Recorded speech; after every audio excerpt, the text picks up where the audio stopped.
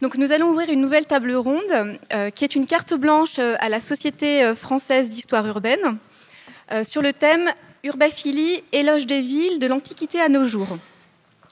Alors, l'objectif et l'objet de cette table ronde, elle est partie d'un constat partagé au sein de la Société française d'histoire urbaine d'une certaine difficulté contemporaine à célébrer les villes et du souhait et du désir de traiter aussi et de prendre pour objet les visions positives de la ville.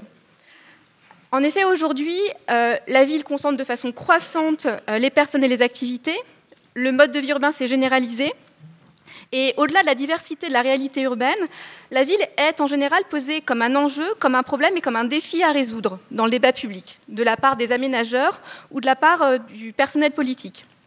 Elle est plus rarement présentée comme solution et opportunité, comme un horizon souhaité ou désirable ou souhaitable. Donc, dans ce contexte, les déclarations d'amour à la ville ne sont pas toujours bien comprises ou bien reçues.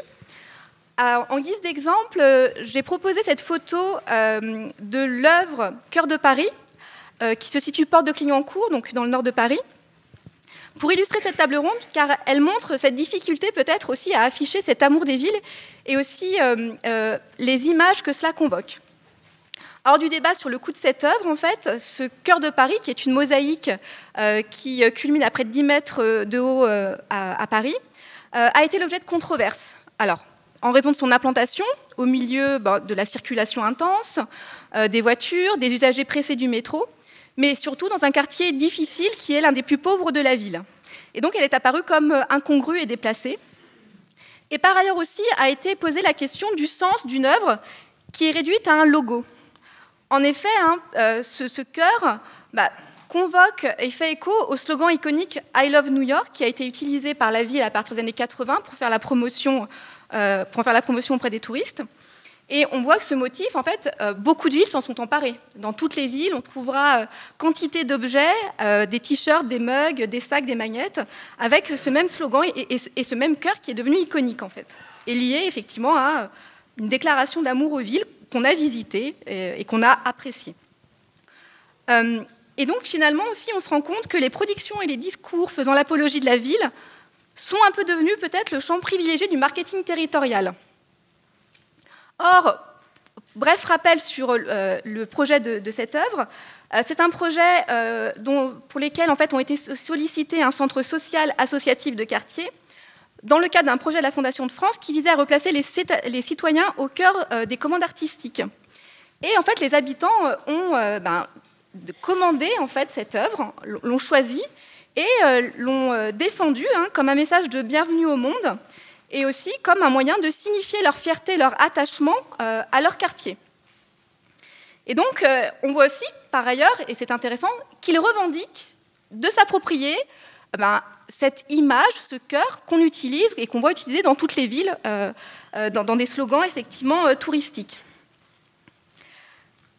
Et donc, ceci nous a conduit en fait, ceci nous conduit à réfléchir à le lien entre faire l'éloge d'une ville, la défendre, et aussi le fait que ces discours puissent être un facteur de fierté et d'identification. Alors, donc, urbaphilie, éloge des villes de l'Antiquité à nos jours. Alors, on voit que, et on a évoqué la difficulté à faire l'éloge de la ville actuellement, et même dans les sociétés contemporaines, donc au sens large peut-être depuis l'avènement de la ville et du fait urbain généralisé avec la société industrielle. Mais ce n'a pas été toujours le cas par le passé, puisque l'éloge de ville était un genre littéraire propre dans l'Antiquité. Il s'agit donc dans cette table ronde de voir les réinventions de ce genre dans les époques ultérieures, puisque ce genre a été réactivé à la fin du Moyen-Âge, et la ville a été à ce moment-là de nouveau célébrée sous des formes littéraires et iconographiques renouvelées. Mais plus largement, en fait, il s'agit de s'intéresser aux diverses formes de production encomiastiques, à savoir ces productions qui sont des discours, des œuvres qui louent, célèbrent, magnifient quelque chose, et en l'occurrence ici la ville. Et donc qui défendent ses qualités, qui portent un regard positif et flatteur sur la ville. Ceci, en fait, nous permettra aussi de voir comment les différents arts se sont emparés de l'objet du sujet ville à différentes époques, voire dès le moment de leur apparition. pour en faire un motif privilégié.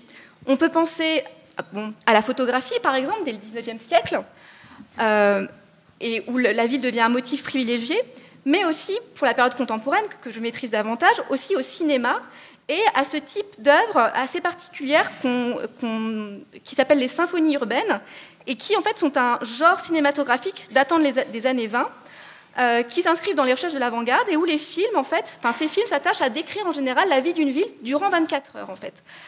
Donc la diversité de ses activités, la ville comme lieu privilégié de rencontres, d'échanges, à la manière d'une symphonie, puisque le montage des images est très rythmé, évoque comme une partition musicale. Peut-être dernière chose aussi sur cette question de l'éloge.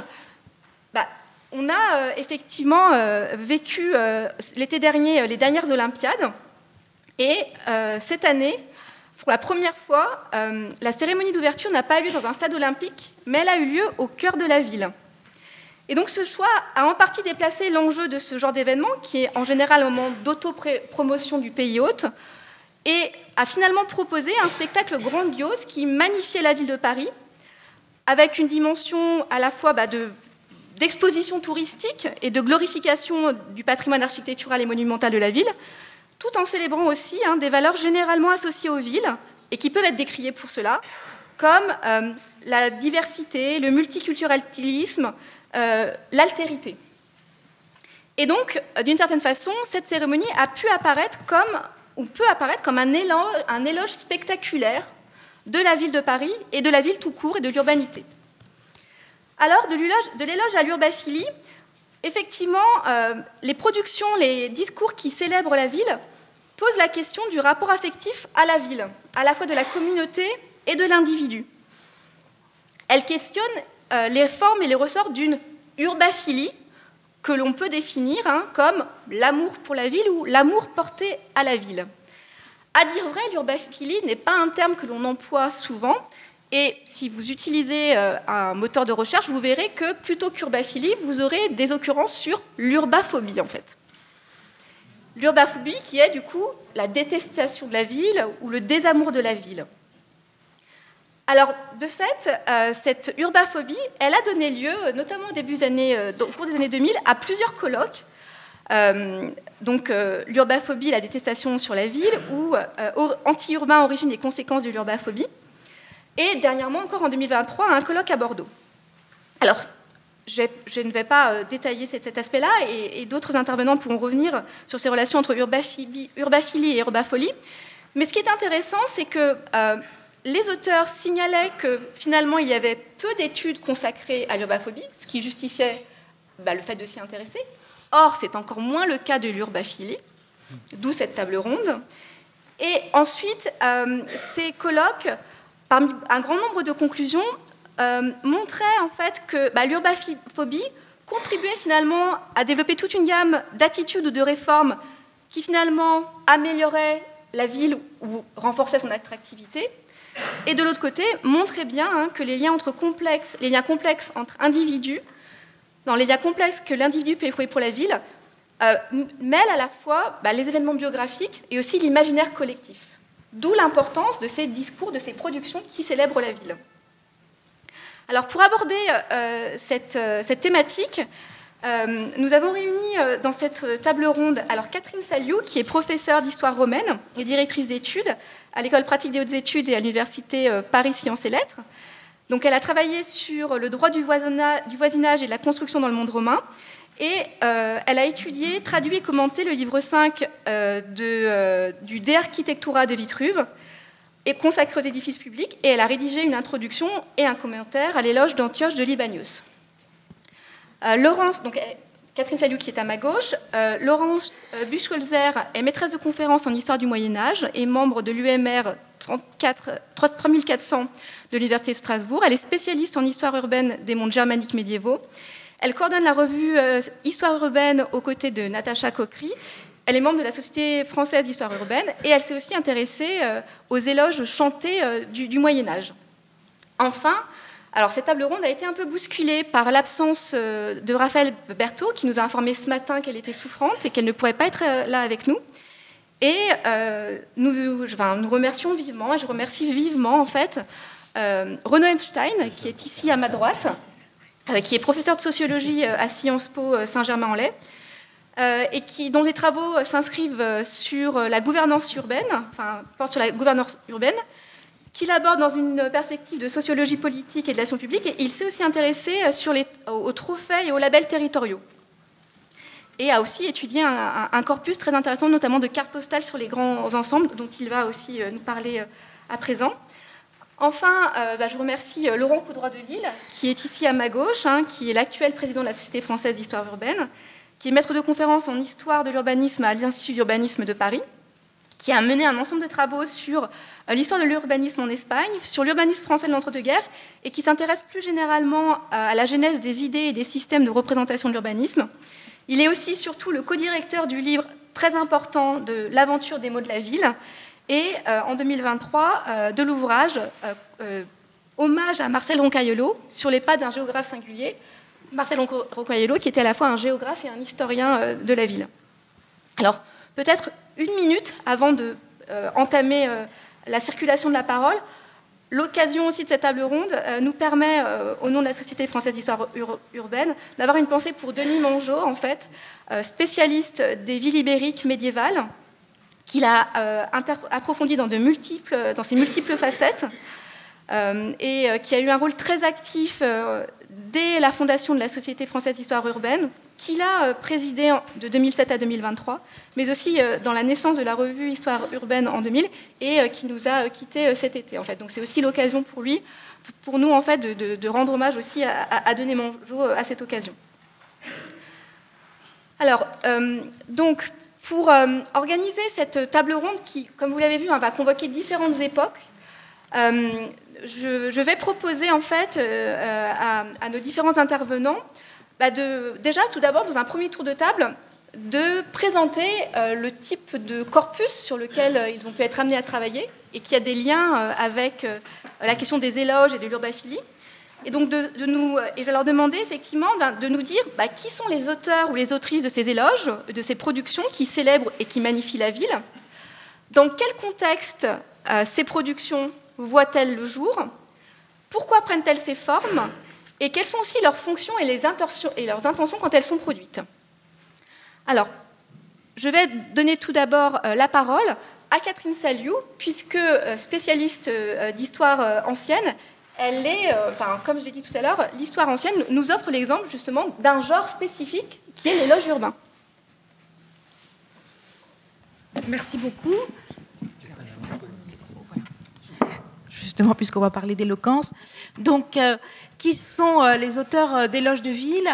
Alors, pour commencer, on va parler plutôt d'éloges de cité, et on va voir comment l'éloge de cité peut devenir un éloge de ville.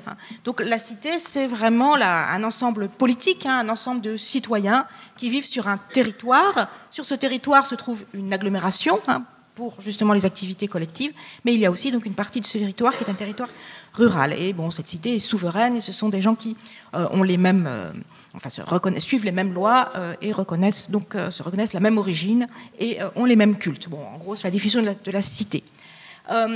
Vous avez le portrait de Périclès, parce qu'en fait, l'un des plus anciens éloges de cité qui nous soit parvenu, c'est en fait l'éloge par Périclès donc des morts, des soldats donc morts à la guerre lors de la première année de la guerre du Péloponnèse. Et donc lors de ce discours, qui est en fait un discours funèbre,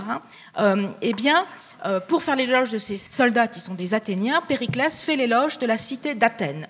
Et ce discours donc a été retranscrit par Thucydide, peut-être adapté par Thucydide donc dans son histoire de la guerre du Péloponnèse. Alors, quand on travaille dans le domaine des sciences de l'Antiquité, on travaille surtout sur des hommes en fait.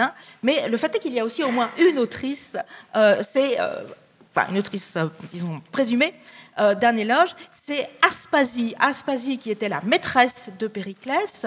Il y a un dialogue de Platon qui présente Socrate, tout content, qui revient de chez Aspasie, et Aspasie lui a expliqué, ah ben, si tu veux faire un éloge funèbre qui soit en même temps un éloge de la cité, je vais te montrer comment on fait, voilà. Et donc là, on a déjà, en quelque sorte, la parodie de l'éloge de cité dans donc, cet éloge, rédigé par Platon, mais qu'il attribue à Aspasie, donc la maîtresse de Périclès. Ensuite, cette tradition, disons, de l'éloge de la cité va se poursuivre et on voit tout de suite que l'éloge de la cité peut intervenir dans différents contextes, puisque là, il s'agit vraiment d'un éloge, en fait, funèbre.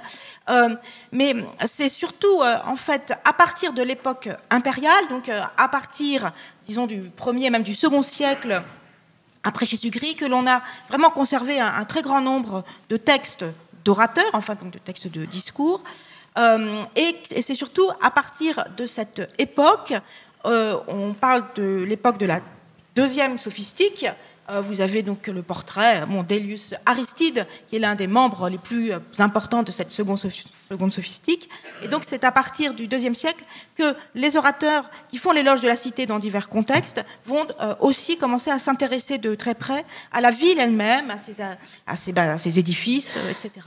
Et puis, effectivement, le plus long éloge de cité qui nous a été conservé, c'est l'éloge de la cité d'Antioche par Libanios au IVe siècle, après Jésus-Christ, enfin en 356 après Jésus-Christ, prononcé donc à l'occasion du concours olympique d'Antioche. Effectivement, on a été frappé lorsqu'on a préparé cette table ronde de cette convergence entre cet éloge de Paris sur la Seine et puis effectivement le fait que voilà, l'éloge de cité que l'on connaît le mieux, c'est l'éloge de la cité d'Antioche prononcé à l'occasion d'un concours donc, olympique à Antioche.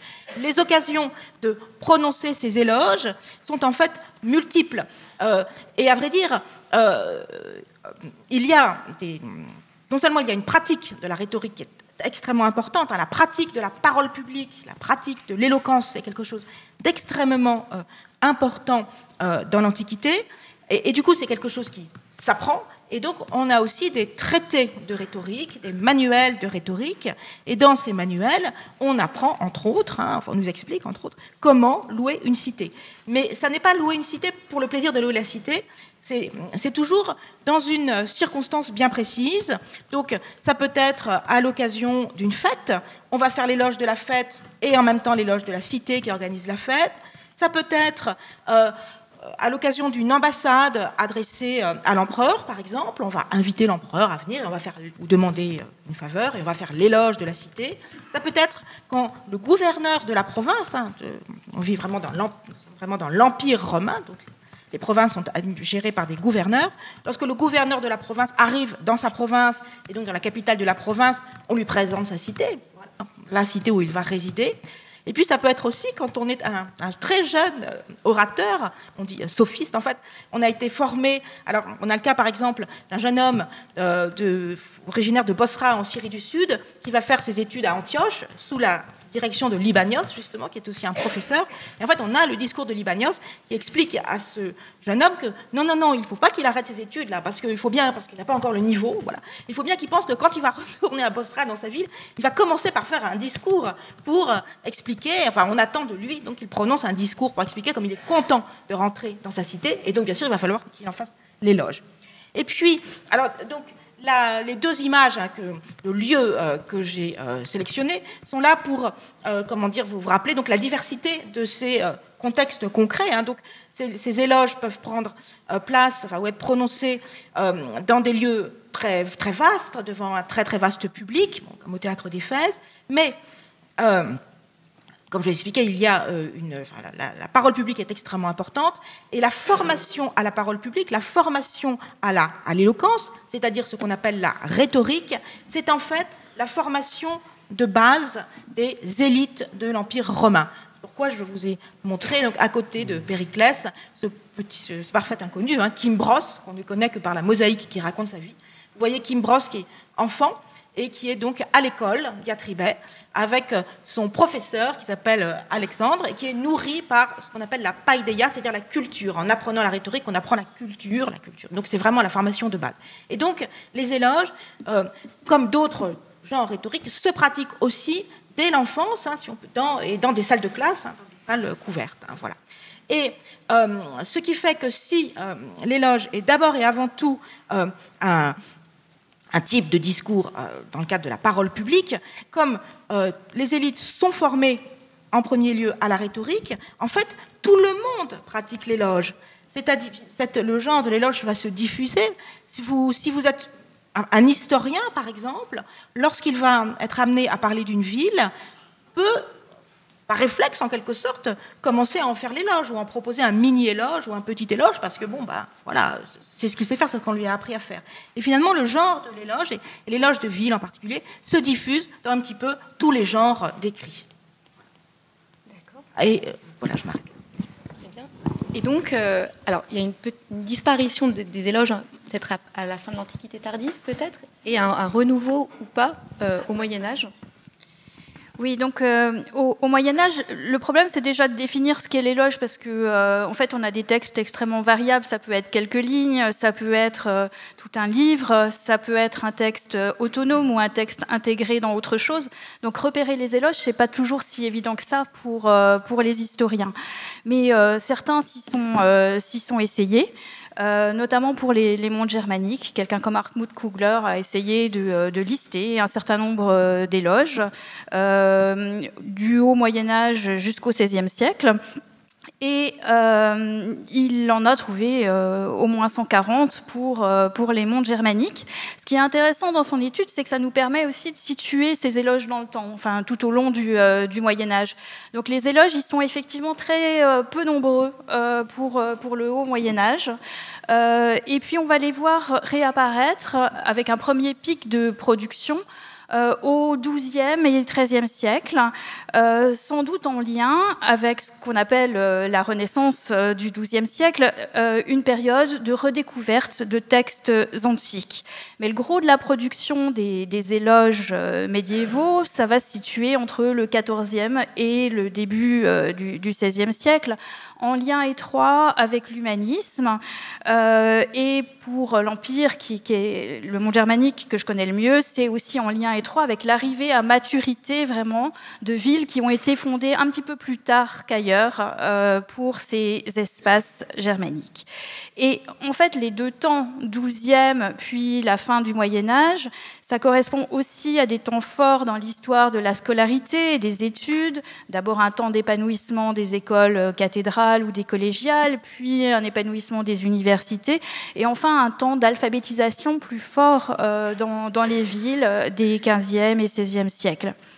Et ces deux temps forts des éloges, ils manifestent au fond le lien très étroit qui existe entre les éloges médiévaux et les éloges antiques, parce que c'est bien à ce moment-là la laudatio, un type particulier de rhétorique que l'on reprend, qu'on connaît et qu'on étudie au Moyen-Âge sur la base donc, de modèles antiques. Donc, soit on reprend vraiment des éloges comme l'éloge d'Athènes, soit on se penche sur les considérations théoriques de Quintilien ou de Priscien.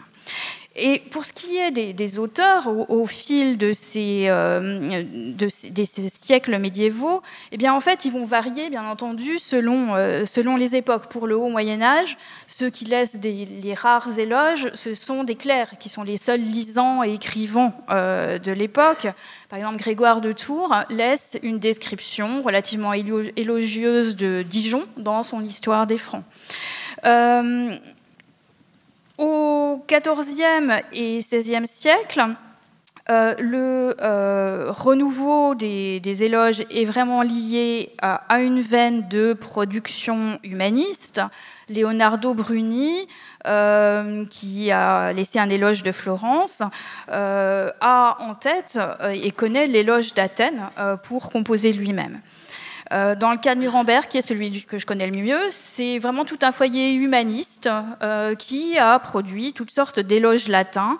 Et on a donc de très nombreux auteurs qui laissent ainsi des éloges assez longs, évoquant la ville de Nuremberg. Mais il ne faut pas réduire la production d'éloges à ce seul groupe d'auteurs lettrés, humanistes, parce qu'il y a, dans le monde germanique, assurément, dans le monde français, sans doute, mais ça a été moins étudié, aussi toute une série d'œuvres qui sont des œuvres anonymes et qui sont en langue vulgaire. Par exemple, un chant d'éloge de la ville d'Augsbourg du milieu du XVe siècle. À Nuremberg, on a des éloges qui ont été composés dans le milieu des artisans. Vous avez là un éloge composé par un anonyme qui a sans doute été lié à un événement qui est le dépôt des reliques impériales à Nuremberg en 1424. Donc c'est, à l'origine c'est en allemand, hein, et puis c'est un poème en vers avec des rimes. Et on a aussi vraiment des spécialistes de l'éloge chanté qui sont issus des milieux des maîtres chanteurs, à l'image de Hans Sachs. Parmi les 6000 compositions de Hans Sachs, il y a de nombreux éloges de ville qu'il composait tout en travaillant comme cordonnier. Et on a là finalement des éloges qui témoignent de l'alphabétisation des milieux artisans de grandes villes. On sait que Hans Sachs a fréquenté une école latine, qu'il a fait un apprentissage de cordonnier, et puis il a écrit ses éloges en connaissant aussi tout ce qui avait été précédemment écrit ou composé dans ces milieux d'artisans. Et ces milieux ont laissé des éloges qui ont une très grande popularité. On connaît de très nombreux manuscrits, par exemple, de l'éloge d'un d'entre eux sur Nuremberg, Rosenblut, 18 manuscrits du XVe siècle, ce qui n'est vraiment pas négligeable pour l'œuvre d'un artisan. Et puis, dès qu'est arrivé l'imprimé, les premiers incunables, ce sont des éloges qui ont été publiés. Et donc là, vous avez à l'image l'un d'entre eux, celui de Kunzas, qui a fait l'objet d'une impression nurembergeoise, ceux de Rosenblut aussi, qui ont été imprimés dans au moins trois officines et copiés même hors de la ville de Nuremberg.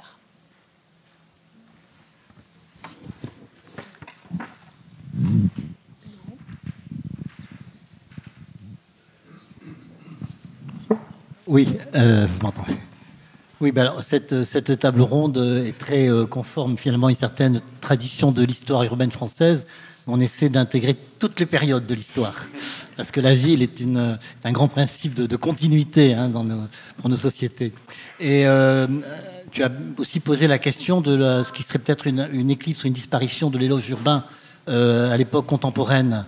Alors c'est un peu la question que je voulais poser à partir s'il te plaît, de ce genre d'images hein, qui vont être très présentes hein, dans la peinture française au XVIIIe siècle. Vous connaissez peut-être les formidables vues des ports de France hein, qui sont exposés magnifiquement d'ailleurs depuis peu. Il faut y aller au musée de la Marine rénové à Paris, on peut les voir toutes.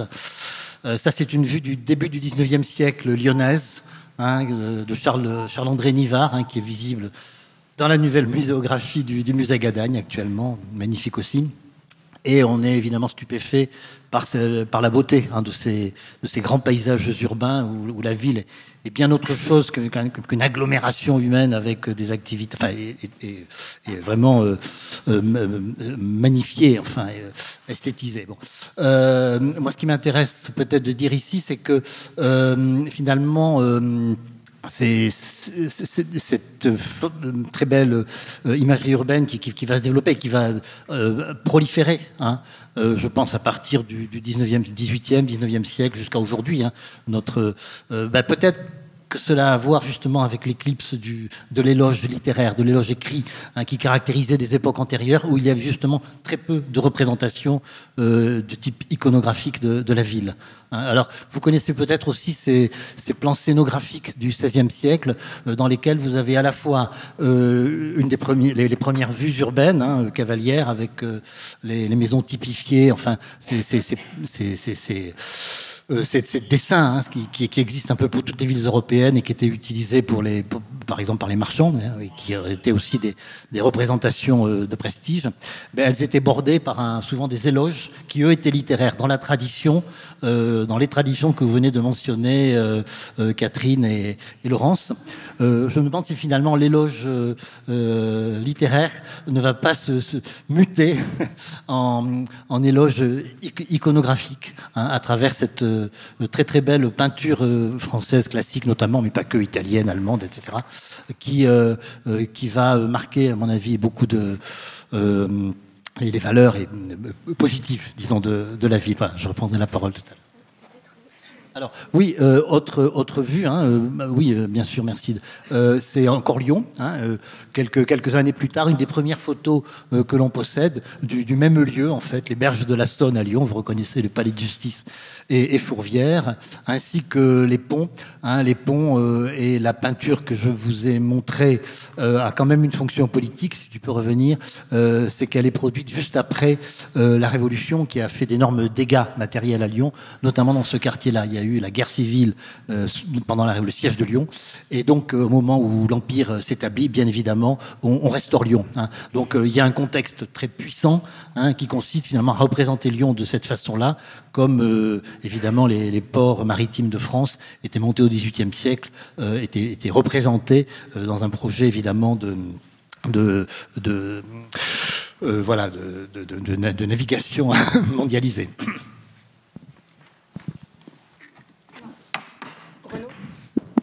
Oui, moi je m'intéresse, on poursuit, hein, au XXe siècle et plus spécifiquement aux grands ensembles d'habitat social qui ont été construits dans les décennies d'après-guerre, c'est-à-dire des bouts de ville qui sont aujourd'hui l'incarnation de l'urbaphobie, hein, qui sont les quartiers les plus décriés, les plus stigmatisés, et il faut se souvenir qu'ils ne l'ont pas toujours été. Pendant les décennies de construction, des années 50 au milieu des années 70, pour aller vite, ces cités modernes, comme on pouvait les appeler, ces cités nouvelles, ont été célébrées. Alors d'abord célébrées par les pouvoirs publics qui les érigeaient. Et là, je renvoie notamment aux travaux de Raphaël Berthaud, qui n'a pas pu être là. Il y a eu toute une activité, il y a eu de production officielle d'une imagerie des grands ensembles, hein, avec notamment un service photographique et cinématographique du ministère de la Reconstruction et de l'Urbanisme, avec des photographes fonctionnaires qui prenaient des photos, qui étaient exposées au Salon des Arts Ménagers, des films qui étaient diffusés dans des camions ciné qui sillonnaient la France pour donner à voir l'œuvre aménageuse de la reconstruction de l'État. Mais au-delà d'ailleurs de ces célébrations par l'État, il y a eu toute une activité de production d'images très, très valorisantes des quartiers par des acteurs privés, par des imprimeurs, par des éditeurs, et ça a pris la forme de cartes postales qui ont été produites en masse pendant toutes les années 50-60. Hein. Moi, j'en fais une collection, j'ai aujourd'hui plus de 4000 cartes postales de grands ensembles, quasiment toutes les villes de France, même les plus petites. Hein. J'en ai pris 2, là, de Blois. Voilà. Donc vous avez 2 images du quartier Bégon, Michel Bégon là derrière. Et ce qui est intéressant quand on met en regard d'ailleurs les images produites par le ministère de la Reconstruction et de l'Urbanisme et les images privées, commerciales, que sont celles des cartes postales, on retrouve un certain nombre de codes graphiques. L'État, la photographie étatique privilégiait les vues aériennes qui soulignaient le caractère monumental de bâtiments avec des lignes épurées, la place accordée aux espaces verts, et surtout des images qui mettaient en scène la rupture organisée avec la ville héritée du passé, la banlieue héritée du passé, rongée par ce qu'on appelait à l'époque la lèpre pavillonnaire, une ville désorganisée. Et là, on faisait émerger des grands ensembles modernes, organisés de façon rationnelle. Et ce qui est très intéressant, c'est que la carte postale privée commerciale, elle reprend largement ces codes. Et alors, c'est ce qu'on voit par exemple sur celle de droite, où elle prolongeait les choses avec ses cartes postales. C'est un style très, très à la mode dans les années 60-70, ce qu'on appelait les cartes postales multivues, qui permettaient d'agréger plusieurs images d'un même ensemble et de donner à voir les différentes facettes d'un territoire. Et dans le cas des grands ensembles, là, voilà, typiquement Blois-Bégon, la carte que vous voyez là à gauche, où on vous donne à voir les espaces de jeu, les espaces commerciaux, l'école, le logement, pour finalement donner à voir le fait qu'il y a dans ce quartier, il y a toute une ville dans cette cité. La différence entre ces deux types de supports, étatiques et commerciaux, c'est qu'il y a un projet. Quand le ministère de la Reconstruction et de l'Urbanisme diffuse ces cartes, un projet politique, de la propagande, de la communication politique, comme dirait aujourd'hui, chez les éditeurs de ces cartes postales, il n'y a pas de projet politique. Il y a un projet commercial, il faut vendre des cartes postales, quoi. Il faut faire tourner l'imprimerie au moment où il n'y a pas de commande, donc on s'improvise auto-éditeur de cartes postales pour optimiser l'appareil de production, et puis ensuite faut les vendre, et les entretiens qui ont pu être faits avec des éditeurs de cartes postales, il n'y avait vraiment aucun projet. Ils prenaient ça comme ils auraient pris l'église, le marché, etc., parce qu'il fallait multiplier les cartes qui pouvaient être utilisées parfois quotidiennement. Quand il n'y avait pas le téléphone, on pouvait écrire 2, 3, 4, 5 cartes postales dans la semaine pour écrire à la famille. Je trouve que s'il y a une intention derrière, ce qui est intéressant, c'est peut-être moins du côté de ceux qui les produisent, ces cartes postales, que de ceux qui les achètent et qui les font circuler. Et de ce point de vue-là, moi je trouve que ce qui est intéressant avec les cartes postales, qui étaient envoyées par les habitants de ces quartiers à leurs proches ou qui étaient loin, c'est, pour reprendre la distinction que faisait Laurent tout à l'heure sur le passage d'un éloge littéraire à un éloge iconographique, c'est que d'une certaine façon, la carte postale, qui est un objet recto-verso, c'est un peu les deux. Et que l'éloge iconographique produit par le commerçant, quand on retourne les cartes et qu'on regarde de façon assez surprenante, on regarde la stigmatisation de ces quartiers, il y a assez souvent des commentaires des quartiers, des descriptions des quartiers qui sont faites par leurs habitants, souvent une petite croix d'ailleurs au recto « j'habite ici », et ce sont des discours extrêmement positifs, célébrant en miroir du discours aménageur, l'amélioration des conditions de logement, la qualité du cadre de vie, la lumière, etc. Très bien, ça me permet de rebondir sur ce que vient de dire Renaud. Justement, en fait, peut-être d'approfondir un aspect de ces éloges, et on a vu la pluralité des formes qu'ils pouvaient prendre, et peut-être d'une forme d'évolution, ou de la place accordée à l'iconographie ou aux éloges visuels, peut-être, à partir d'une certaine période, qu'il faudrait peut-être aussi sans doute discuter plus profondément. Et au-delà de ça, alors Renaud évoquait justement le fait qu'a été souligné plutôt l'aspect positif des grands ensembles, et donc dans les éloges, en fait, que vous connaissez dans les différentes époques qu'on vient d'évoquer là, quelles sont les qualités, les mérites des villes en fait, qui ressortent de ces louanges, en fait, de ces productions louangeuses à l'égard des villes?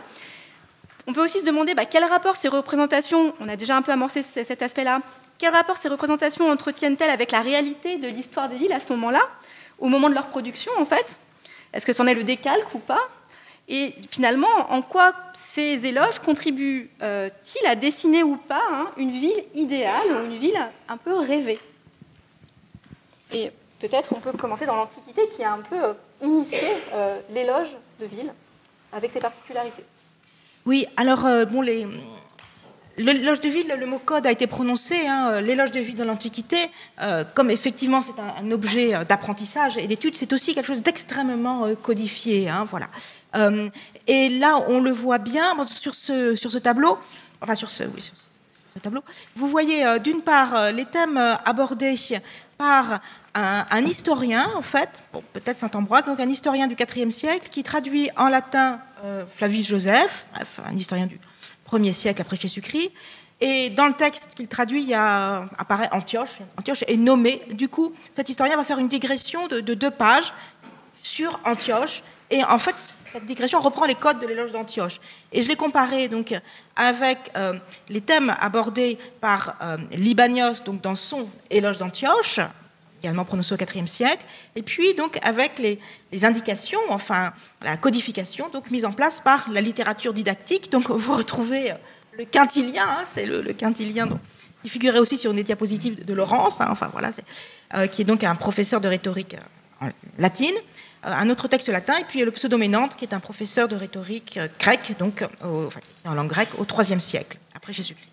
Et donc, vous voyez que donc, les thèmes abordés, alors ça sera toujours les fondateurs. Donc là, on est plutôt dans la rhétorique de l'éloge de la cité, hein, mais il faut parler, c'est-à-dire que le principe, c'est qu'on fait l'éloge d'une cité comme on fait l'éloge d'un individu. Et les cités sont souvent représentées sous forme de femmes. Alors elles ont, il y a une sorte de logotype qu'on appelle la fortune de la cité et qui est représentée sous la forme d'une femme. Donc, que ce soit pour cette raison ou pas, enfin le modèle, hein, c'est l'éloge de personnes. Donc on loue une cité comme on louerait une personne. Pour louer une personne, on va louer ses ancêtres. Voilà. Et donc, pour louer une cité, on va louer ses fondateurs et puis éventuellement aussi son passé. Hein. C'est extrêmement important. Donc les actions de la cité, donc c'est-à-dire le passé de la cité.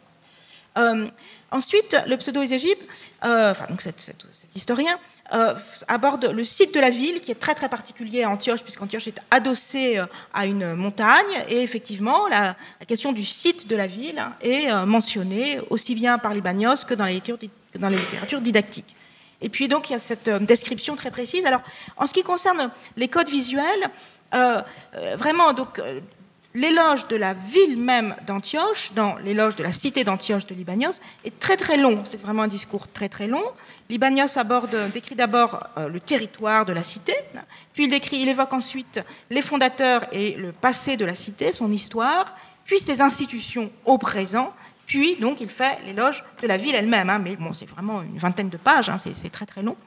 Et dans cet éloge, il va décrire la ville de de plusieurs façons différentes. Et notamment, il commence par en faire une description diégétique. Enfin, il nous entraîne, il entraîne son auditeur, puis son lecteur à travers la ville, à travers ses rues. Il commence par la description de la rue principale. Et puis ensuite, comme précisément il y a une montagne, mentalement, il doit se trouver au sommet de la montagne, et il décrit vraiment la ville vue de haut, à vol d'oiseau. C'est extrêmement impressionnant. Bon, alors, cet historien latin, lui, insiste surtout sur le site de la ville. Puis il insiste également sur l'extension longitudinale de la ville, comme le fait Libanios, le caractère stratégique du site, et puis le fleuve. Et alors là, c'est quelque chose qui apparaît très fréquemment dans les éloges de ville tels qu'on peut les lire, hein, et puis dans les manuels. Hein, effectivement, les eaux, hein, qu'il s'agisse des eaux vives, des sources, ou qu'il s'agisse d'un fleuve, ou qu'il s'agisse éventuellement d'un aqueduc, sont vraiment un thème qu'il faut mettre en valeur dans un éloge de ville, enfin que l'on peut et que l'on doit mettre en valeur dans un éloge de ville. Et puis donc, il y a également donc, un éloge de la...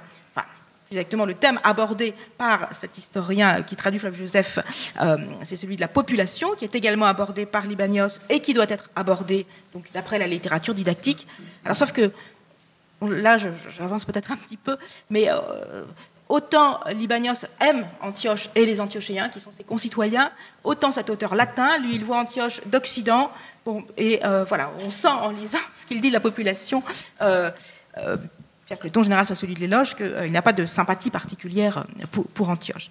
Alors, quels sont les rapports donc, entre ces éloges très, très codifiés et la réalité? Alors, bien sûr, on a tendance à se dire c'est très codifié, et puis il s'agit de faire un éloge, donc c'est exagéré, voire faux. Alors, il faut quand même faire un petit peu attention au fait que ces éloges sont prononcés en général, ou très souvent, dans la ville même dont il s'agit de faire l'éloge. Donc, l'orateur ne peut pas se permettre de dire des choses qui soient entièrement fausses, puisque ces auditeurs ont sous les yeux la ville qu'ils pratiquent. Donc, pour interpréter pour ces éloges de ville et pour les utiliser comme des sources pour l'histoire, en fait, il faut s'interroger à chaque fois sur ce qui est spécifique. Donc, ce qui est spécifique, ça n'est pas que... ça n'est pas qu'il y ait de l'eau, des sources, etc., mais c'est comment l'orateur va-t-il évoquer l'eau? Parle-t-il vraiment d'une source très précise ou bien parle-t-il d'un aqueduc très précis? Parfois, on peut arriver à dater des discours à partir de la référence à un aqueduc, etc. Et quelles sont donc une réalité, les représentations transmises, disons, par les éloges de ville entretiennent avec la réalité une relation, disons, complexe. Alors, il y a dans cette littérature didactique, bon, j'ai évoqué Quintilien et le pseudo-Ménandre, j'aurais pu donner d'autres exemples, mais alors on dispose d'un autre texte encore, qui est un manuel de lexicographie. Donc c'est un auteur qui s'appelle Pollux, bon, qui a écrit donc, à la fin du IIe siècle après Jésus-Christ, vraiment... ce n'est pas vraiment un dictionnaire, c'est un lexique, voilà, qu'il adresse d'ailleurs à l'empereur Commode pour lui apprendre à s'exprimer en public et à écrire en grec, puisqu'il faut qu'il apprenne le grec. Et donc c'est très intéressant parce que Pollux, à propos des villes, dit bien, bon, si tu veux dire du bien d'une ville, alors tu vas utiliser tel et tel mot. Une ville qui est petite, par exemple, si tu veux dire du bien d'elle, tu ne diras pas qu'elle est petite, tu diras qu'elle est mignonne, voilà, qu'on s'y sent bien. Alors, de façon tout à fait anachronique, c'est vraiment la ville du quart d'heure, enfin, voilà, ce genre de choses. En revanche, une ville très grande, bon, bah, tu ne diras pas que vraiment, enfin, voilà, tu en diras du bien, et donc tu diras qu'elle est majestueuse, que ses dimensions signalent son ancienneté ou sa prospérité, etc. C'est-à-dire que l'objectif de l'orateur ou l'objectif du sophiste, c'est de trouver les mots qui permettent de décrire la réalité de façon à ce que cette réalité soit bien perçue, de façon à ce que le discours soit vraiment un discours d'éloge. Donc voilà, il en est de même donc, en ce qui concerne l'histoire. Alors, ce que l'on constate, c'est que les orateurs de la seconde sophistique, qui écrivent donc à l'époque impériale, lorsqu'ils relatent le passé de la cité dont ils font l'éloge, vont systématiquement s'arrêter à la conquête romaine. Voilà.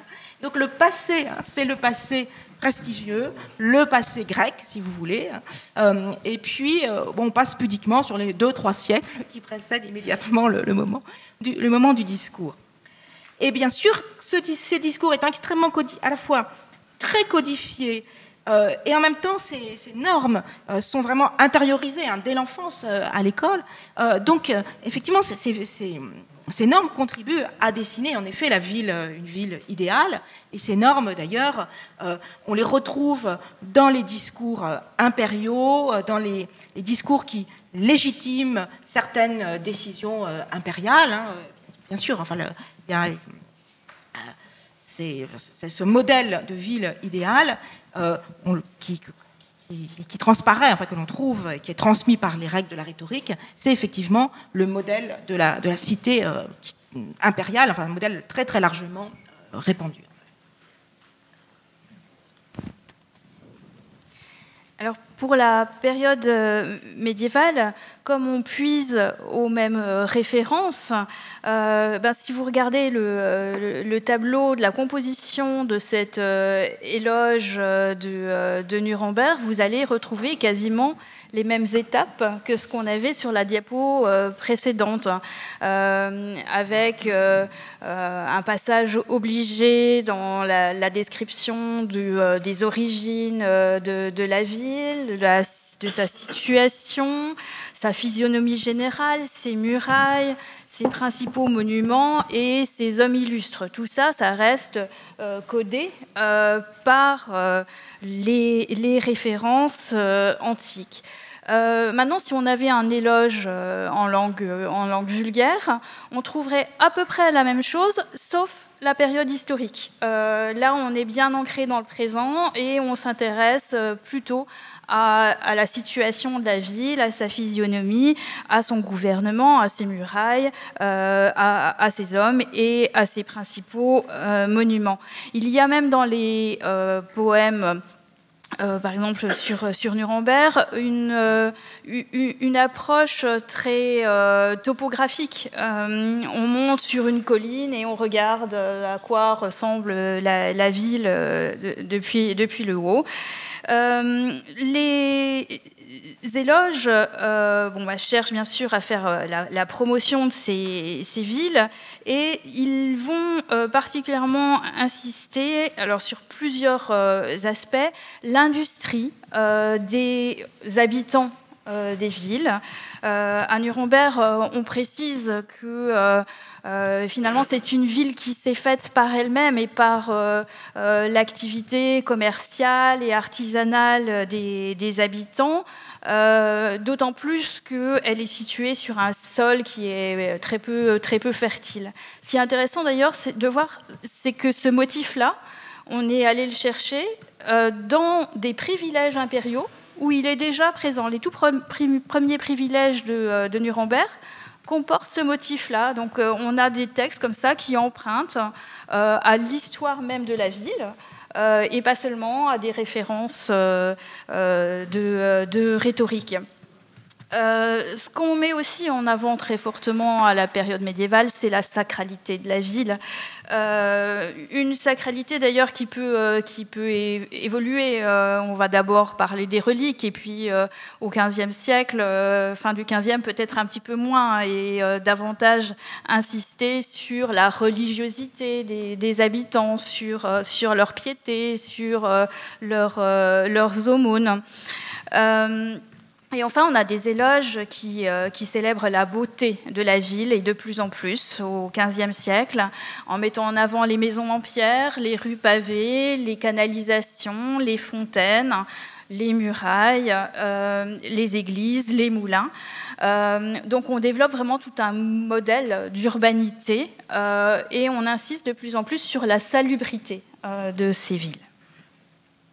Alors, bien sûr, comme pour la période antique, ces éloges médiévaux, ils ont été considérés un peu avec du recul par les historiens, en se disant qu'est-ce que ça peut nous dire de la réalité d'une ville s'il y a des topoi, si les textes n'arrêtent pas de se répéter, de se recopier. En fait, on voit quand même... alors, on voit des choses complètement fantaisistes, hein, c'est sûr. Les origines des villes, que Nuremberg a été fondée par Néron, par exemple, on en doute. Hein. Mais ces éloges, ils montrent quand même aussi, par leur comparaison, qu'on s'inscrit dans tout un contexte vraiment réel. Par exemple, Nuremberg est d'abord comparée à des villes saintes, et puis au fil du temps, elle va être comparée à des villes comme Anvers et Venise. On voit les concurrences du XVe siècle qui s'affichent bel et bien au travers de ces éloges. Et ces éloges, au fond, il faut aussi leur accorder une part de reflet de ce que peut être une ville ou le réseau urbain à la fin du XVe siècle, par exemple. Renaud ? Oui, alors, quelles sont les qualités qui ressortent de ces cartes postales de grands ensembles? Je l'ai déjà un peu dit tout à l'heure, hein, c'est l'ordre, l'organisation rationnelle, le niveau d'équipement, le caractère monumental, et évidemment ce qui est la lumière, l'air, puisqu'on voit quand même des bâtiments très espacés les uns des autres, de grande hauteur. Voilà.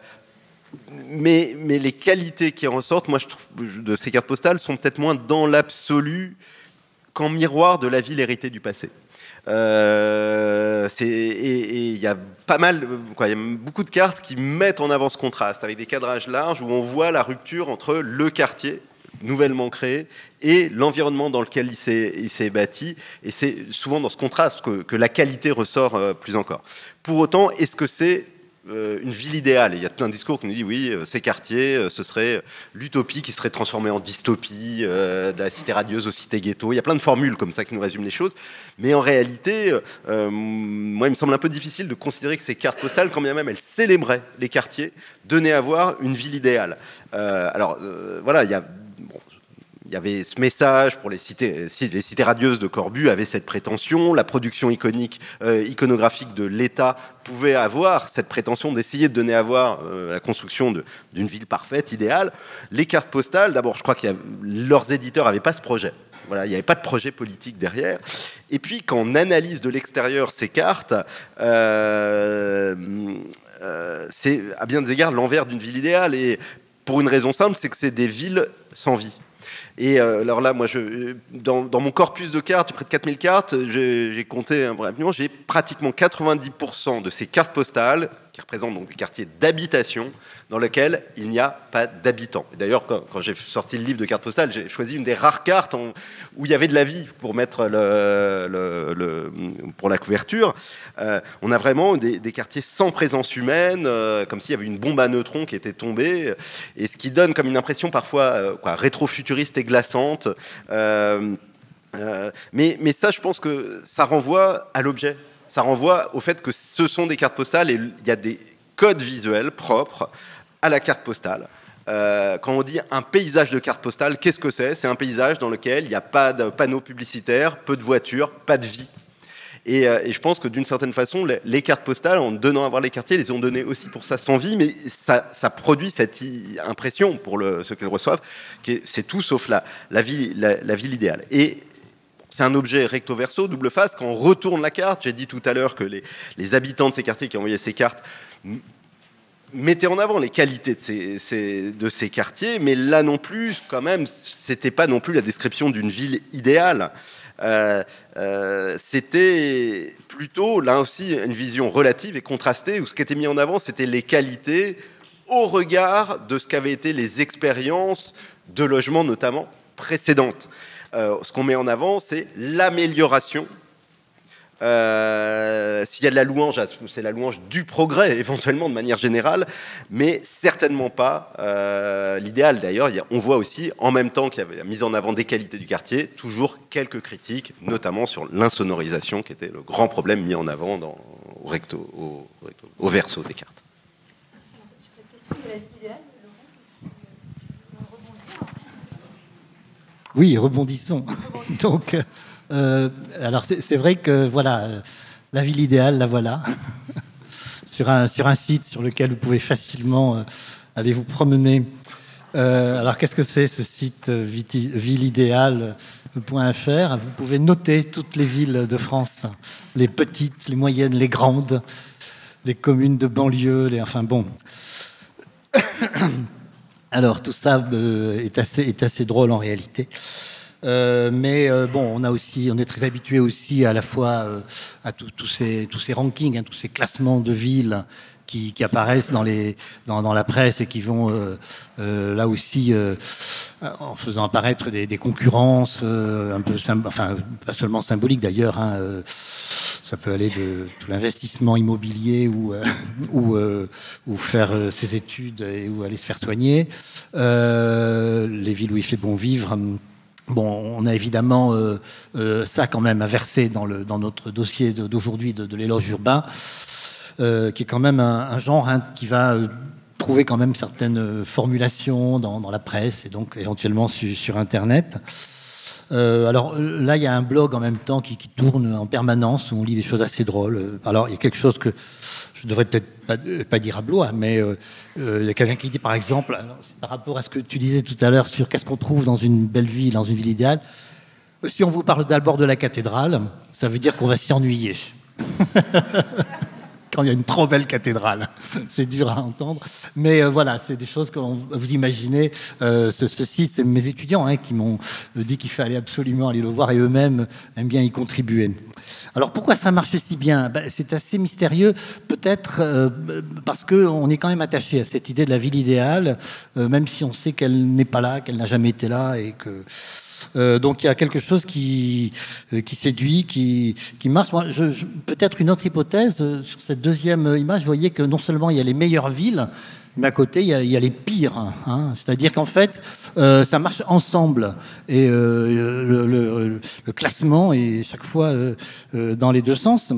Alors là, j'ai mis les villes de plus de 50 000 habitants pour que Blois n'y apparaisse pas ni d'un côté ni de l'autre. Blois a 45 000 habitants. J'ai vérifié ça. Alors, Blois, ville. Blois même, comme on dit. Donc, Blois serait certainement une ville très très bien notée. La ville la mieux notée de France, à peu près sous tous les critères, vous savez que c'est Angers. C'est pas très loin et un peu similaire à Blois, quand on regarde les choses de loin. Donc en fait, pourquoi ça marche si bien? Je pense que c'est parce qu'il y a aussi la pire. Donc on est dans un... Et alors je reviens un peu sur ces discours ou cet éloge impossible de la ville contemporaine. C'est-à-dire qu'on est dans une ambivalence totale en réalité. Hein. Et ce qui commence à émerger à partir du 19e siècle, on le voit très bien dans une littérature qui est à la fois celle de la peur, hein, de la peur urbaine, de l'inquiétude urbaphobe, pour le coup, du 19e siècle, et en même temps un rejeu de l'utopie sociale et de l'utopie urbaine, qu'on connaît bien aussi à travers les auteurs fourriéristes, etc. Et on a l'impression que les choses se reconduisent un peu au XXe siècle. Hein, à la fois, tu nous montrais les cartes postales qui sont d'abord des apologies de la modernité architecturale, hein, et du bien vivre dans ces cités modernes. Et puis en même temps, c'est un siècle des dystopies, des fictions inquiétantes. Donc je pense qu'il faut assumer en fait que la pire et la meilleure est l'urbaphobie et l'urbaphilie, quoi. C'est notre condition contemporaine. Et je pense qu'il faut peut-être ne pas... Alors, il y a une autre session à Blois qui va parler de la haine de la ville, ou de la détestation de la ville, à laquelle vous irez peut-être. Mais je pense qu'il faut penser de manière dialectique, comme on dit. Oui, donc ce que disait Laurent et qui a commencé à émerger aussi, c'est effectivement cette difficulté, ou enfin peut-être sortir, cette nécessité de sortir de l'ambivalence de l'urbaphobie ou de l'urbaphilie peut-être, mais en tout cas peut-être en soi d'approfondir dans les deux cas ce que disent ces discours, ces productions, négatives ou positives, sur les relations entretenues par les auteurs et les citadins avec leur ville en fait. C'est peut-être ça aussi, pour finir en fait ce tour de table, voir un peu pour chaque période que disent ces productions sur le rapport des auteurs et des citadins à leur ville. Et peut-être revenir sur cet intitulé qu'on a donné, Urbaphilie et éloge des villes de l'Antiquité à nos jours. Est-ce que célébrer la ville, en faire l'éloge, est-ce forcément aimer la ville? Là, on a un classement. Et inversement, et quand on reconnaît les mots de la ville, pour sortir de cette ambivalence et de cette dichotomie, quand on reconnaît les mots de la ville, est-ce que cela empêche d'aimer et de célébrer la ville, en fait? Et donc, dans ce cadre-là, en fait, on s'était dit, on a proposé que chacun d'entre nous évoque peut-être une production ou ce qui lui paraît comme un bel éloge de la ville, en fait, ou une belle déclaration d'amour à la ville, et donc tout à fait subjective, mais autant là se mouiller en tant qu'historien. Alors moi, rapidement, et donc ce tour de table sera aussi plus rapide pour laisser au moins 10 bonnes minutes de discussion. Pour ma part, qui suis plutôt spécialiste de la ville contemporaine, alors un peu la France sur les grands ensembles, mais là beaucoup aussi l'Espagne, donc notamment la ville franquiste. Vous avez là en arrière-plan la ville produite durant l'époque franquiste. Et en fait, pour moi, une des plus belles déclarations d'amour de la ville, c'est une chanson de Joaquín Sabina, qui est un auteur-compositeur espagnol très connu en fait, à partir de la transition démocratique espagnole. Et en fait, quand on lit sa chanson, donc disons que je parle de Madrid, on peut le résumer comme ça, ces strophes, en fait, finalement, pourraient apparaître comme une description de tous les maux de la ville. La pollution, l'anomie, la drogue, etc. Et à la fois, pourtant, il dit que la ville est un refuge pour le fugitif et apparaissent des choses positives, mais qui sont très ténues. Et en fait, il y a deux versions de cette chanson. Dans les années 1980, ça se terminait par le fait que, quand la mort viendra me voir, qu'on me ramène dans le sud où je suis née, il est d'Andalousie, ici il n'y a plus de place pour personne, si je parlais de Madrid. Et en fait, ça se comprend aussi dans le contexte, parce que le contexte est vraiment important. Bon, c'est à la fin du franquisme, il y a aussi la volonté de montrer en fait ce qu'a provoqué le franquisme sur la ville en fait, et est-ce qu'elle a contribué en partie à faire une ville sans qualité. Mais entre-temps aussi, cette ville sans qualité, elle a contribué à mobiliser des citadins qui vivaient dans des quartiers mal équipés et à se mobiliser pour l'améliorer en fait. Et donc ça a été aussi un grand moment aussi d'entraide en fait dans ces quartiers à la fin du franquisme. Et de fait, en 1986, la ville, là, est dans un autre contexte. C'est Madrid de la Movida, en fait, ébullition culturelle. C'est aussi le moment, en fait, où toutes les grandes villes espagnoles sont dans de vastes chantiers pour récupérer la ville, et en tout cas pour les équiper. Et il va changer la dernière strophe et indiquer « Quand la mort viendra me voir, ne me réveille pas, laisse-moi dormir. J'ai vécu ici, je veux rester ici si je parlais de Madrid. » Donc, et il affirme beaucoup plus ouvertement, effectivement, cet amour de la ville.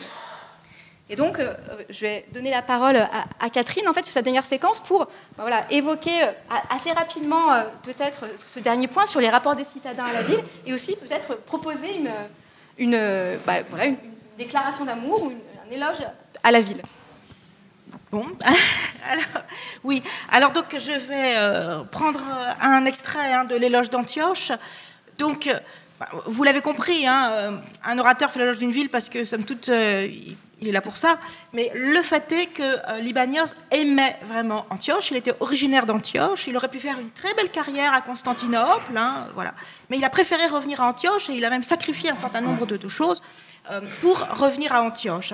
Et quand il fait cet éloge d'Antioche, ça fait 2 ans qu'il est revenu à Antioche. Il a travaillé comme sophiste, comme professeur de rhétorique à Nicomédie, à Constantinople, et puis donc il a fait des pieds et des mains pour revenir à Antioche. Et là, donc c'est la fin de son discours. Et justement, on va revenir un petit peu sur la question des classements, parce que dans l'Antiquité, et en particulier au IVe siècle, la question des classements est très très importante. Quelle ville, au juste, vaut-il la peine de comparer à la nôtre ? Car elle est plus prospère que les villes les plus anciennes, elle en bat d'autres par la taille, elle en surpasse d'autres par la noblesse des origines, d'autres par la fertilité de son terroir. Et certes, si elle est inférieure à l'une pour les murailles, oui, elle trouve sur elle, alors là il parle de Constantinople, elle trouve sur elle la supériorité dans l'abondance des eaux, la douceur de son hiver, l'urbanité de ses habitants, sa pratique de la sagesse. Et elle est plus belle que la cité encore plus grande, ça c'est Rome, parce qu'il y a de plus beau la culture et la littérature grecque. En somme, on en trouvera des petites et d'autres parmi les grandeurs, mais sans les charmes d'Aphrodite. Mais ici, la déesse qui enfanta amour a versé les charmes sur la grandeur. Si on la quitte pour aller ailleurs, on s'en souviendra. Si on vient ici d'ailleurs, on oubliera le passé. Aussi, ceux qui ont traité dédaigneusement leurs parents et leur patrie sous l'influence des charmes que notre ville produit, méritent-ils le pardon ? Ils n'ont jamais vu rien de tel et ils savent qu'ils n'atteindront jamais rien de pareil. Voilà, ça c'est la fin de son éloge d'Antioche. Alors, bon, je vais peut-être laisser la parole parce qu'il y aurait d'autres choses à dire. Oui, mais peut-être qu'on pourra intervenir aussi après dans la discussion avec la salle. Oui, alors pour ce qui est des relations entretenues entre les éloges et les auteurs d'éloges et leur ville, en fait, ça va être extrêmement variable selon les auteurs. Pour la période médiévale, quelqu'un comme Hans Rosenbluth ou Kunzas a un vrai patriotisme qui s'exprime au travers de l'éloge. À côté de ça, on a des professionnels de l'éloge qui les multiplient pour je ne sais pas combien de villes et qui vont surtout montrer leur qualité rhétorique. Dans ces cas-là, il peut même y avoir conflit, par exemple avec les autorités qui ne reconnaissent pas les mérites de tel poète ou auteur. Conrad Celtis finit par traiter les Nurembergeois de sacs de poivre parce qu'ils n'ont pas accepté et bien payé son éloge. Pour ma part, en fait, je garderai pour finir cette image ces 2 images sorties de la chronique universelle de Hartmann Schedel qui a été publiée en 1493 en latin et en allemand. Et en fait, vous voyez, ce qui est intéressant, c'est qu'on a enfin le texte et l'image. En fait, c'est un moment décisif où l'éloge de ville passe aussi par les portraits de ville. Ici, on a des gravures, 652 gravures dans cet ouvrage qui ont été réalisées, entre autres, par le maître de Dürer. Et c'est globalement une chronique universelle qui célèbre les villes et qui a été un formidable succès d'édition. Au fond, on a là vraiment une manifestation d'une promotion du monde urbain. Et c'est la première fois qu'on a une chronique universelle au Moyen-Âge qui est absolument fondée sur une histoire de ville.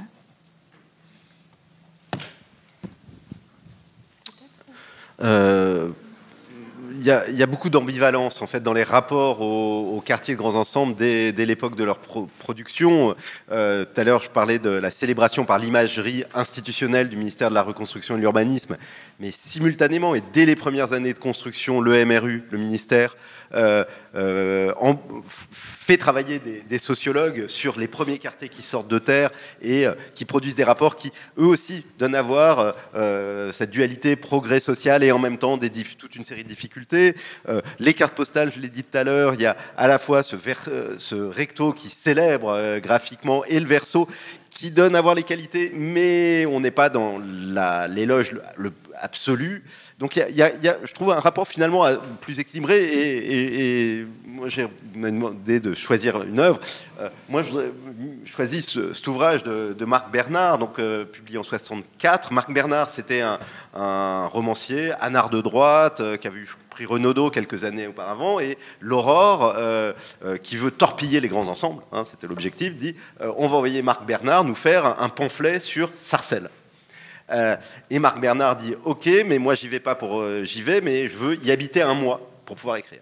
Et Marc Bernard s'installe dans la ville, va y habiter, et lui il habitait dans une soupente dans le Marais, et il arrive, et il y a dans les pages de ce livre que je recommande, il a été vraiment réédité il y a peu de temps, un mélange extrêmement intéressant qui me semble bien incarner l'époque, c'est-à-dire à la fois d'une fascination pour cette ville moderne, cette qualité des logements, et puis cette projection dans un futur qui s'annonce radieux, et simultanément un regard critique sur les problèmes d'aménagement, sur les jeunes qui s'ennuient, sur les femmes au foyer qui dépriment toute la journée, et il en vient, alors même que la commande c'était de torpiller ces quartiers, avec ce regard assez ambivalent, et je pense que c'est ce regard qui a toujours finalement guidé le discours sur les grands ensembles, y compris aujourd'hui. Et donc en une minute pour finir, si je regarde maintenant du côté de la production cinématographique, et je regarde on est abreuvé de films sombres, noirs, dystopiques sur les quartiers aujourd'hui. Mais il y a quelques films que je trouve plus intéressants dans le regard qu'ils portent et qui est beaucoup plus proche aussi de ce qu'on recueille, qu'on va faire des enquêtes auprès des habitants de ces quartiers, avec un mélange d'attachement infini à ces quartiers et de critiques et de regrets face aux difficultés de vie dans ces quartiers. Et il y a un film que je vous recommande très particulièrement, parce que c'est le plus beau film qui a été fait ces dernières années sur les cités, Gagarine, tourné à Ivry dans la cité Gagarine, au moment de sa démolition. Et qui met en scène finalement l'attachement des jeunes habitants de ces quartiers à ce qui est, je pense, pour répondre à votre question, qu'est-ce que c'est qu'aimer la ville ? Fondamentalement, je pense qu'on est un certain nombre à aimer la ville, mais fondamentalement, ce qui ressort pour moi de ces cartes et tout ce qu'on peut lire sur les quartiers, c'est l'attachement à sa ville, à son quartier, à son lieu de vie, indépendamment de sa forme, indépendamment de l'ampleur des difficultés ou des qualités qui peuvent s'y manifester.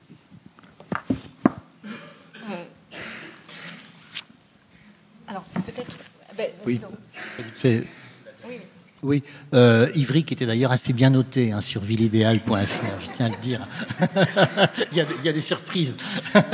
Alors, je fais juste un petit peu de publicité pour Histoire urbaine qui s'était intéressée à ces questions-là, la revue de la Société française d'histoire urbaine, et on avait abordé la question à travers la renommée des villes, et notamment la façon dont les villes, finalement, actrices de leur réputation, deviennent actrices en fabriquant des discours. Alors, on le connaît très bien à travers le marketing urbain, à travers toute la promotion touristique, mais ça a vraiment aussi une histoire peut-être longue, et qui s'ancre dans la très longue histoire des éloges, au sens où vous nous l'avez expliqué. On avait également essayé de travailler sur cette urbaphobie. Moi, ce qui m'inquiète, c'est que je crains qu'on soit dans une époque qui se croient ou qui se construisent une image d'époque urbaphobe. Enfin, voilà, il y a une pente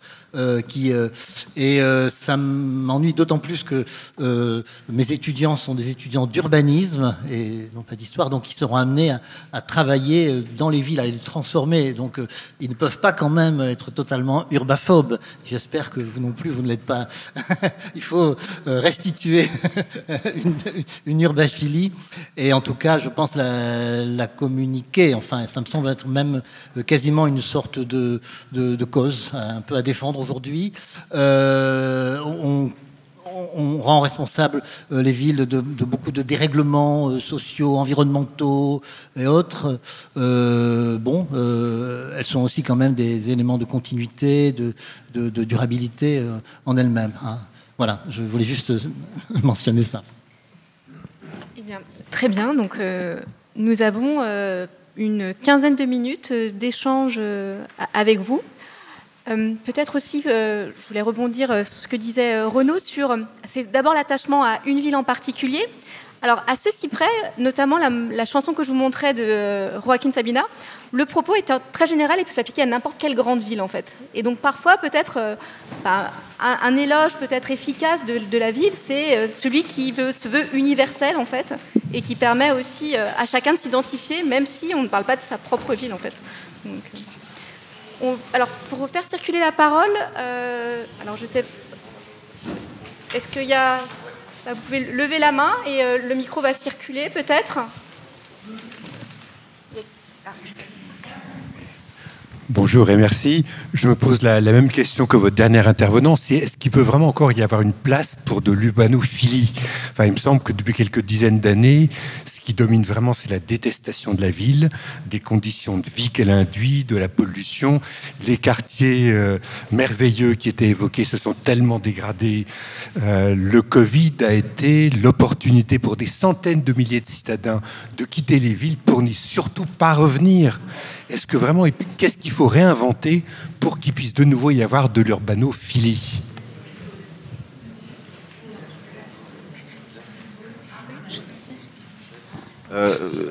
Juste, alors factuellement, il n'y a pas eu d'exode urbain après le Covid. Hein, ça a été un fantasme entretenu par les notaires et les agents immobiliers, mais non, mais vraiment, il n'y en a pas eu. Et ensuite, moi, je pense pas qu'il y ait d'urbaphobie aujourd'hui. Il y a une haine des métropoles. Il y a une haine des très grandes villes, et y compris dans le champ académique, et qui, à bien des égards, est aussi une forme d'expression aujourd'hui d'autres peurs ou d'autres haines. Hein, une haine du capitalisme, mais qui n'est pas médiée par une pensée marxiste qui permet de lui donner sens, et une haine de la diversité, de l'altérité. Mais certainement pas une haine de la ville.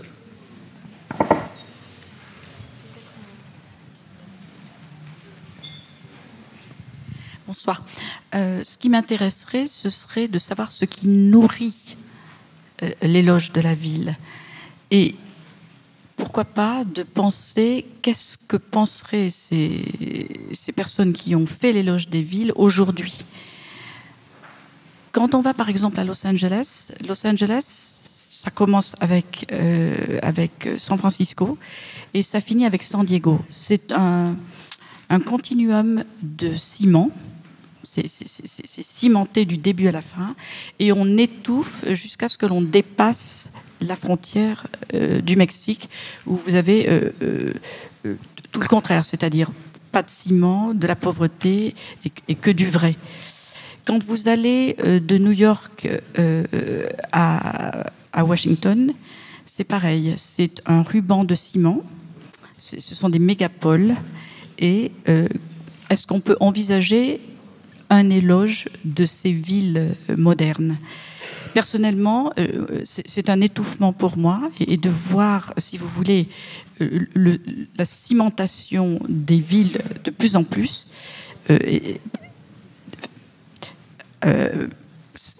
donne un étouffement. Je ne peux même pas en parler. C'est comme un étouffement. Donc je ne peux pas m'empêcher de penser à ce que penseraient ces personnes qui ont donné des éloges de villes encore humaines, alors que c'est l'humain qui donne la vie à la ville, puisqu'on voit des villes désertes par exemple des scènes de guerre. Qu'est-ce qu'ils penseraient aujourd'hui de ces villes cimentées? Voilà, c'est cette question, c'est ce commentaire. Merci.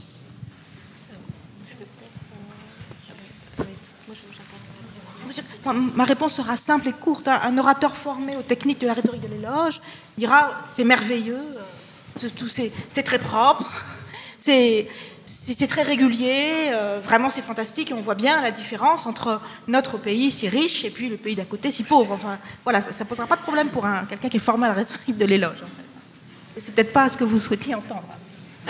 Alors, moi je... Désolée. Alors, juste pour les États-Unis, mais peut-être en fait ce dont vous évoquez aussi, c'est peut-être la difficulté de faire l'éloge de quelque chose qui n'a plus de limites en fait, puisque de nos jours, la ville avec des limites clairement définies n'existe plus, avec l'urbanisation qui s'étend en fait, et où il n'y a plus vraiment de frontières même entre la campagne et la ville. Alors, je vois ce que vous voulez dire. Et après, c'est paradoxal aussi aux États-Unis, parce qu'aux États-Unis, où vous parlez effectivement du fait des villes qui sont très cimentées ou très minérales, à la fois les États-Unis ont un rapport beaucoup d'auteurs plutôt urbaphobes avec la ville et défendent plutôt l'image de la nature en ville, d'où l'importance des grands parcs, etc. Et des parcs naturels et d'une forme de sacralisation des grands parcs naturels. Donc, et de la maison individuelle aussi, qui explique l'extension infinie des villes américaines. Donc c'est voilà, enfin ça convoque aussi quelque chose de très différent par rapport aussi aux villes européennes, les États-Unis. Mais voilà, enfin je réponds pas directement à la question, mais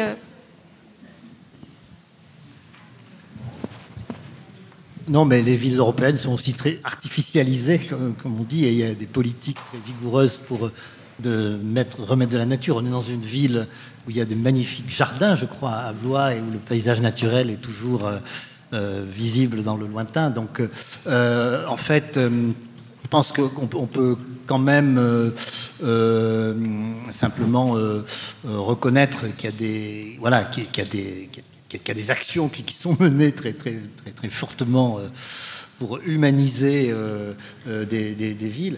Moi, je crains un petit peu par rapport à ce que tu disais, justement, que l'image métropolitaine, en effet, hein, c'est sur elle que se portent surtout les critiques fortes, notamment en France, mais elle embarque avec elle toute la diversité des autres villes. C'est-à-dire qu'elle fabrique tout un ensemble de clichés, en réalité, qui fait un peu litière de tout ce qui est la pluralité, la diversité des villes, y compris par rapport à ce que dit la Californie. Hein. Évidemment, le rapport au milieu naturel n'est pas du tout le même dans ce climat, dans cette région, que dans les pays européens ou dans plein d'autres pays du monde. Donc, voilà.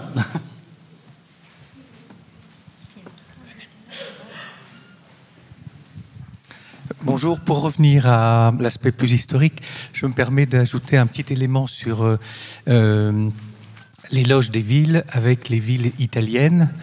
Je pense aux jeunes élites du XVIIIe qui font le grand tour et qui vont à Florence, qui vont à Rome, qui vont à Naples. Et il y a la figure de Piranèse, qui est un des plus grands graveurs de l'époque, par l'aspect de la théâtralité qu'il porte, le fait qu'il soit architecte au départ. Donc il a une intelligence pour raconter Rome, à la fois les bâtiments modernes de l'époque, Saint-Jean-de-Latran et les autres, la fontaine de Trévis, etc., et aussi un regard sur la Rome antique, d'une manière très... il arrive à raconter la grandeur de l'Empire romain à travers ses ruines. Donc c'est vraiment une figure très intéressante. Et ce qui est amusant aussi, c'est de voir que Hubert Robert est son cadet de 20 ans. Hubert Robert va vivre quelques années à Rome. Et on peut trouver le recueil des sanguines et dessins d'Hubert Robert, où on arrive à un certain romantisme déjà. Et pour en revenir donc à Piranèse, le fait que ce soit des gravures, que 80% quand même de sa production touche au paysage urbain sur le motif de Rome. Alors après, il y a ses quartiéries, il y a d'autres éléments qui sont plus imaginaires. On a vraiment une restitution et une apologie de la ville qui est quand même, je crois, qui mérite d'être citée dans cette table. Et ce qui est un dernier point intéressant, c'est que le fait que ce soit des gravures, on est sur le seul médium graphique qui reproduit. Donc ça lui permet de diffuser ces images en multiples. Et donc ces jeunes élites peuvent rapporter de leur grand tour ces représentations, et donc ça construit l'imaginaire de Rome au XVIIIe siècle. Et je terminerai en disant qu'il y a à l'hôtel de ville de Blois en ce moment une quinzaine de gravures originales qui sont exposées et qui sont mises en parallèle avec des photographies contemporaines. Donc là aussi, un éloge de la ville au XXIe siècle. Merci.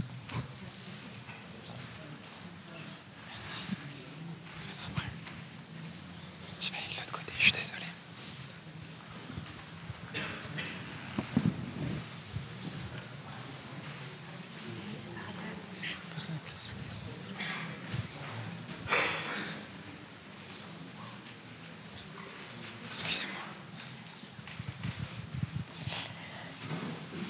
Oui, bonjour. Je pose une question en tant qu'urbanophile, du coup. Et puis urbanophile venant d'une ville qualifiée de moche, Brest, qu'on voit un petit peu dans les expositions sur l'Arsenal ou sur la guerre là, à Blois ces jours-ci. J'ai une question en fait assez simple. On a vu là des éloges de ville, et je me demandais sur les différents temps qui ont été explorés de l'Antiquité jusqu'à nos jours, si on trouve des équivalents d'éloges de la campagne, ou bien s'il y avait un effet de balancier allant de l'un à l'autre en fonction des époques et des moments philosophiques. Voilà, c'est tout. Merci. Non, en ce qui concerne l'éloge de la campagne, donc quand on fait l'éloge, enfin, on peut apprendre, enfin, dans le manuel du pseudo-Ménandre, il y a comment faire l'éloge de la Cora, c'est-à-dire du territoire d'une cité, c'est-à-dire de la campagne. Et quand on fait l'éloge d'une cité, il y a aussi l'éloge de la campagne. C'est-à-dire qu'il ne faut pas croire que détester la ville, c'est faire aimer la campagne, et réciproquement, ça ne marche pas comme ça dans l'histoire des idées des représentations. On peut rappeler aussi que les cités-jardins, au début du XXe siècle, et le fameux Howard qui théorise ce modèle-là, imagine sa cité-jardin comme réponse à une ville détestée, mais à une campagne également détestée. Donc, heureusement, les idées, les valeurs qui circulent sur ces questions-là souffrent beaucoup de géométrie et se recomposent.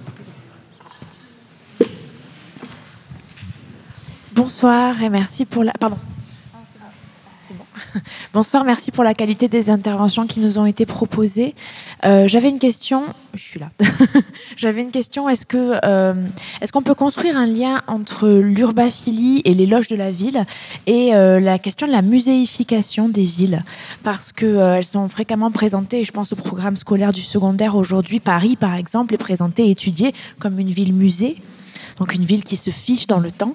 Donc est-ce que l'éloge de la ville contribue à figer la ville dans cette muséification permanente et est-ce que cela peut s'appliquer, je pense à monsieur qui travaille en histoire contemporaine sur les quartiers, est-ce que ça peut éventuellement s'appliquer à nos quartiers, à nos grands ensembles? Merci. C'est plutôt l'inverse, les grands ensembles. Il n'y a pas de muséification, puisque à tel point que même des quartiers qui sont reconnus patrimoine du XXe siècle sont aujourd'hui l'objet de destruction, de démolition. Donc on n'est vraiment pas dans l'étape avancée de la patrimonialisation, et peut-être que c'est lié justement au fait qu'on a aujourd'hui des discours et des représentations extrêmement négatives de ces quartiers. Ceci étant dit, présenter Paris comme une ville-musée, je trouve que c'est... il suffit de se balader dans cette ville, voir, elle se transforme. Il y a des bouts qui sont muséifiés, mais bon, des villes-musées, il y en a. Je ne pense pas que Paris le soit.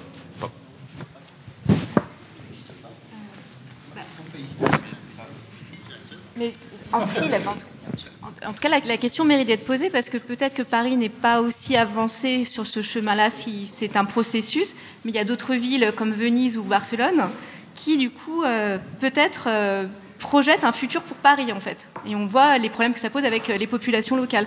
Donc, en tout cas, ça mérite d'être posé, c'est vrai.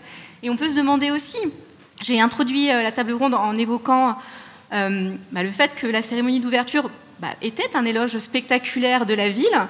À long terme, ça va sans doute encore renforcer le tourisme de Paris. et la mise en tourisme de Paris et le fait que Paris perd la population depuis 20 ans, on le sait. Donc les écoles ferment, donc la question est tout à fait pertinente. Donc, je vais juste te dire, pardon, moi je crois pas du tout que je crois que l'idée que la ville puisse être muséifiée, ça n'existe pas. Même s'il n'y a plus que des touristes, les touristes, ils sont vivants, ils sont là, c'est des vrais gens, quoi. Alors, c'est des touristes, certes, mais c'est quand même... Non, mais sur la perte de population locale... Oui, non, mais je pense que dans cette image, si vous voulez, de cette expression très figée de ville muséifiée, on met beaucoup de... C'est un peu approximatif, quoi, si vous voulez. Je ne suis pas très convaincu. Excusez-moi de dire ça. Et pour rebondir, oui, il y a d'autres mots en grec qui sont formés avec philein, aimer, et notamment il y a le mot de philoktistes, c'est-à-dire que on peut être philopatris, on aimait sa patrie, mais un éloge pour le coup d'individu, enfin un terme élogieux qui est souvent employé pour un individu, c'est philoktistes, excusez-moi, ça veut dire qui aime à construire en fait. Et dans les éloges en particulier dans l'éloge d'Antioche, Libanios dit en plus Antioche serait très différente si elle n'avait pas été détruite 3 fois, malheureusement, et reconstruite, et on est toujours dans les chantiers, et en fait il y a une espèce d'éloge de la reconstruction permanente en fait. Donc on peut faire l'éloge d'une ville sans forcément, disons, la considérer comme un musée, sans forcément vouloir la figer en fait. Oui, moi je rebondirais aussi là-dessus. Les éloges qu'on rencontre pour le Moyen-Âge, pour une même ville, ne célèbrent pas toujours les mêmes bâtiments. Au contraire, on a plutôt tendance à remettre à jour les éloges pour mettre en avant le nouveau grenier à blé, le nouveau moulin, plutôt que d'essayer de muséifier ce qui préexistait. Voilà. Moi, je voulais faire part d'une réflexion. Et pour répondre à madame, la ville, c'est pas que du béton. Je veux dire, c'est ce qu'on en fait. Et il y a des habitants. Et moi, j'aime la ville parce que c'est un bouillonnement intellectuel où il y a beaucoup d'activités, où on se rencontre. Et je pense que beaucoup d'évolutions du pays sont dues aux villes.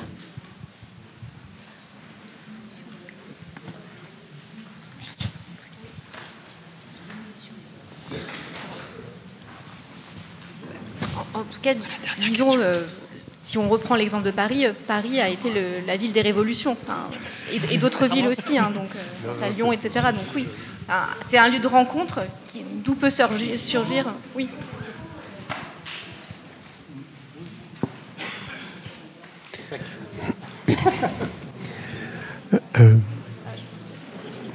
Juste... Merci. Juste, merci de vos applaudissements.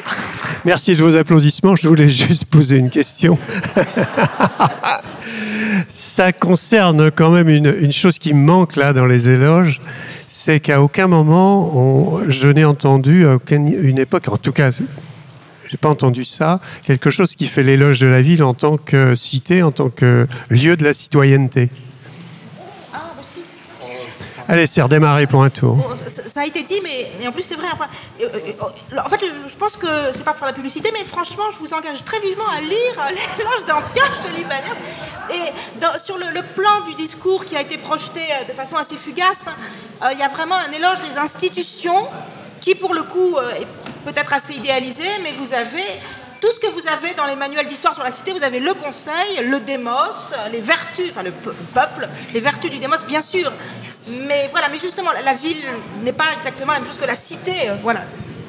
C'est pour ça que j'ai surtout insisté sur la ville, mais bien sûr, c'est la cité.